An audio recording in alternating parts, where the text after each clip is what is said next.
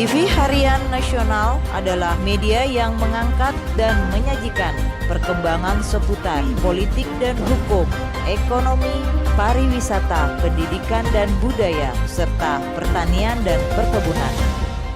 Ya Pak, saya baru masuk Koperasi Hanson itu pada 2019 Oktober dan bulan 11 sudah balik.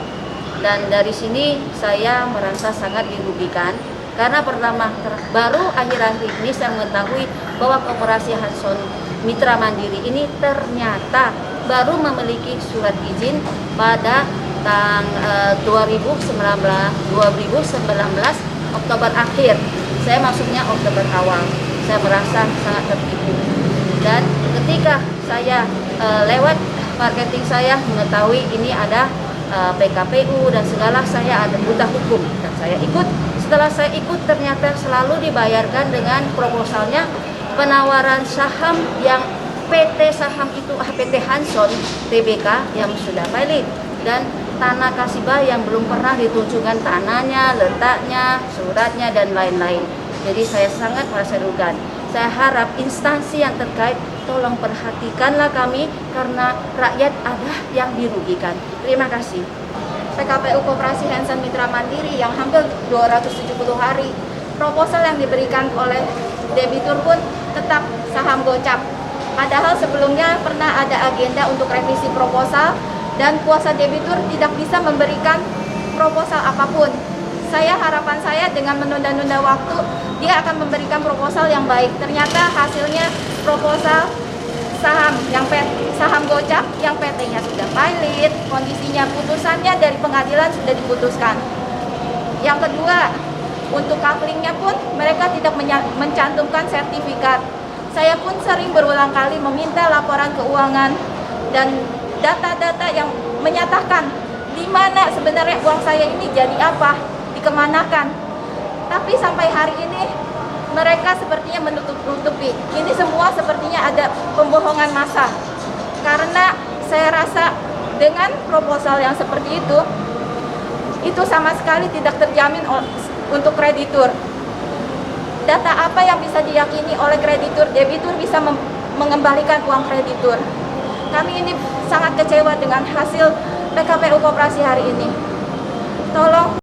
Itu kan selalu, ya kita kan maunya bisa lah damai gitu kan. Tapi kalau yang ditawarkan dari awal proposal, itu terus. Dan mungkin ya awalnya kita mengharapkan keadilan ya. Artinya hakim bisa mempertimbangkan bahwa sebenarnya ini orang niat gak untuk perdamaian gitu loh.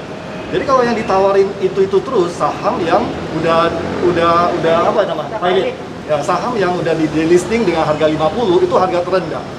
Terus ya siapa yang mau gitu loh, perusahaannya udah gak jelas, terus saham itu disuruh kita yang megang. Buat apa kertas kosong itu?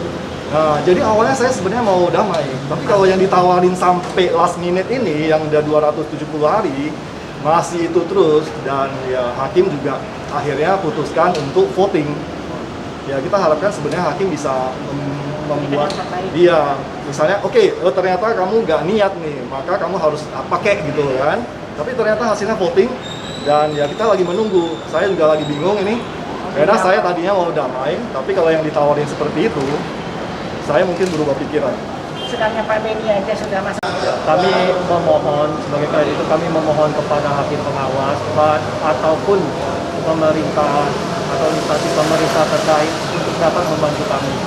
Karena seperti yang sebelumnya Ibu ini nyatakan bahwa koperasi itu berdiri baru di Oktober 2019, tapi sudah mengumpulkan dana sebelum itu.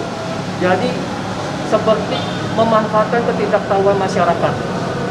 Orang awam yang duitnya dicari setengah mati itu dikumpulkan lalu hilang begitu saja. Jadi kami mohon belas kasihannya untuk dapat menegakkan keadilan bagi kami para kreditur yang dirugikan ini. Kembalikan uang kami. Kembalikan uang kami. Itu saja yang kami minta. Kembalikan uang